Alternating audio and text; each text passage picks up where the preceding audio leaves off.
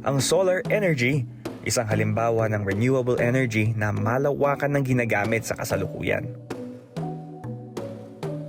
Ito'y enerhiya na nagmumula sa likas na yaman na hindi nauubos at patuloy na napapalitan ng kalikasan. Binisita ko ang isang lugar sa Gyeonggi Province na may katangi-tanging halimbawa sa paggamit ng solar energy. Ito ang komunidad ng Guyangri. Dito yan sa probinsya ng Gyeonggi sa South Korea. Ang populasyon nito ay humigit kumulang 120 na mga tao lamang. Karamihan, mga senior citizens. Pero titignan nyo naman yung lawak ng lugar. 2.5 million square meters yan. Katumbas yan na halos Bonifacio Global City o kaya Ortigas Center. Ganun kalawak. Pero ang konti ng tao, effort para magkita-kita sila. Pero ang kakaiba sa komunidad na ito, meron silang napakaraming mga solar panel na pagmamayari ng komunidad. Ginagamit ang naturang village ng national government ng South Korea, partikular ang Ministry of Climate, Energy and Environment bilang blueprint para sa programa nitong Solar Income Village, kung saan isinusulong ang paggamit ng renewable energy at matulungan ang lokal na ekonomiya. Lahat ng nakolektang solar power dito ay dinadala dito sa inverter sa ating likuran para ma-convert ito sa isang uri ng enerhiya na maaaring magamit ng power grid ng buong Korea. Isa lamang ito sa 6 na hilera ng kumpul-kumpol na solar panels dito sa Guyangri.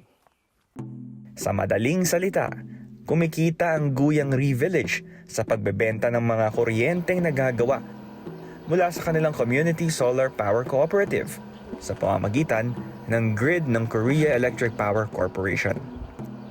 Kaagapay ang gobyerno ng South Korea, ang mga residente ng Guyangri ang nagpundar ng mga solar panel na ito. Inilagay sa mga bakanteng lupang tulad nito na hindi ginagamit para sa agrikultura. What are we seeing here? These are the solar cells that power the village. Right? So As the angle is important to have the sunlight directly. Okay? also you were able to before you created this, you studied where the sun is positioned, yes. and then Yes. it has to be And in also an angle. this distance is also important. When the shadow of this Does not come in the way of yes. here. For example, these panels, how much electricity can it generate? Or I heard just one panel, 600 watt. one panel, sir, on one square? Yes, one scale.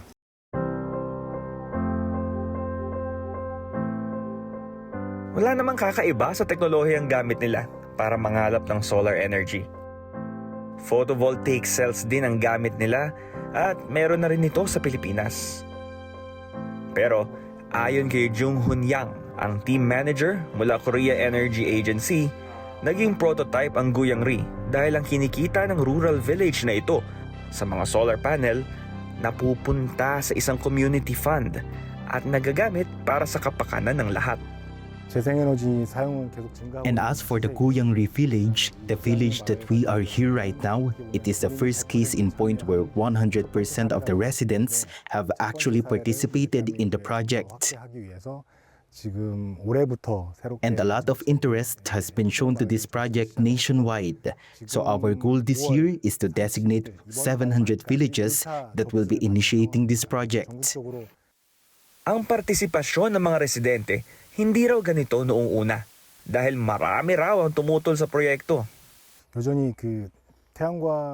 First of all, reason was because it damages and harms the natural landscape of the village.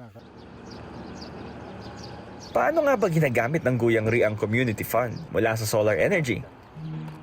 Susundan natin ang isang residente papunta sa isang lugar kung saan walang palya ang pagbisita ng buong komunidad. Ito ang cafeteria ng Guyangri.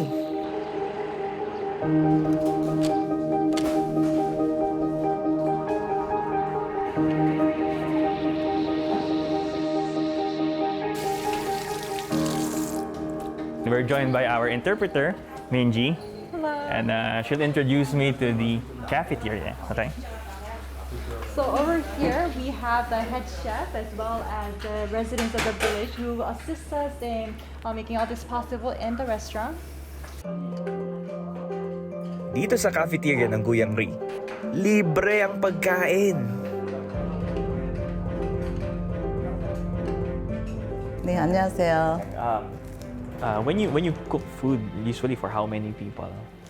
30명. I make food for about 30 to 35 people. Ayon kay Chef Sain Kim, ang general manager ng Guyang Ri Village ang bumibili ng mga sangkap sa palengke. Ang gastos, nagkakahalaga ng 5 to 6 million won kada buwan o humigit kumulang 200,000 pesos. 저는 그냥 I feel very happy and also I feel a lot of joy in making and preparing the food for the villagers, our neighbors and other people, residents in the village. Hindi talaga ako marunong magluto, pero this is Korean zucchini. And medyo performative lang tayo ngayon. Papanggap lang ako na chef.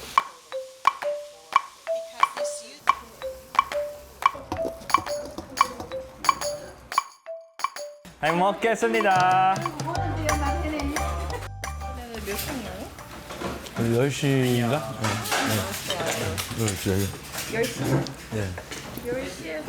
Ang village chief ng Guyang Ri na si John Ju Yong ang nakaisip na gamitin ang community fund mula solar energy sa libreng pananghalian. Mula Lunes hanggang Sabado ito para sa lahat ng mga residente. One of the biggest traits about this village is that the villagers and the residents of the villages are actually the owners of the solar panels here. So the profit that we have been able to gain from this project, 100% of it is used for the welfare of the village rather than being allocated to individuals. So the profit is inserted in many different projects and businesses within the village. Sir, can you show us how does this technology work? So we have two different parts of the panel, but one over here is for consumption for the villagers, and the one over here is for commercial use. So this is used for profit.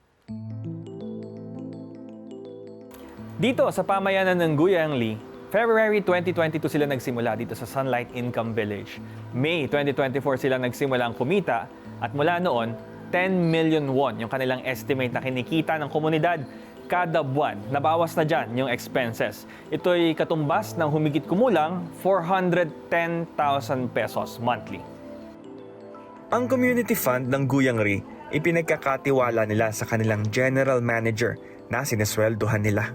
What is your system in place to make sure that every member of the community knows how the funds are being spent? As for the community fund, we prioritize welfare provisions for the villagers to benefit and to experience something positive from the fund. Bukod sa libreng pagkain para sa mga residente, isa pang pinaglalaanan ng community fund ng Guyang Ri ang libreng transportasyon na umiikot sa buong village.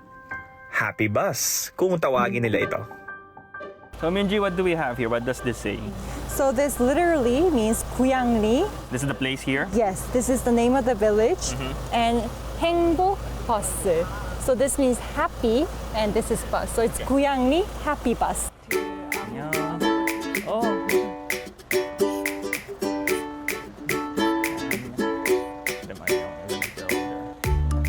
It's like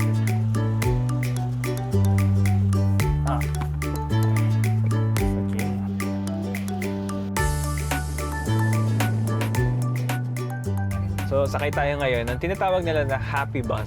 Pero hindi naman talaga siya bus, SUV siya.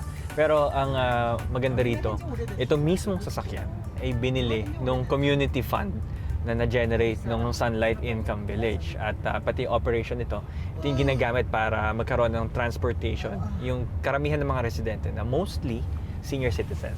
Hi!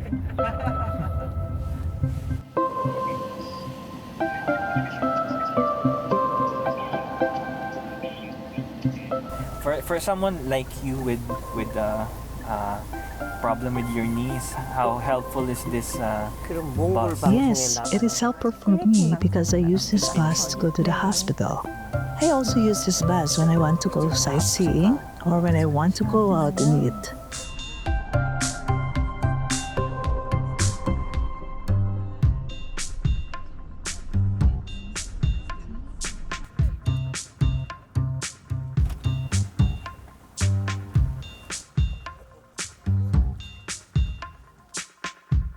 Matapos ang libreng lunch, group merienda naman sila sa cafe na ito para mag-unwind. Libreng pakape naman na sagot pa rin ng community fund ng Guyang Ri.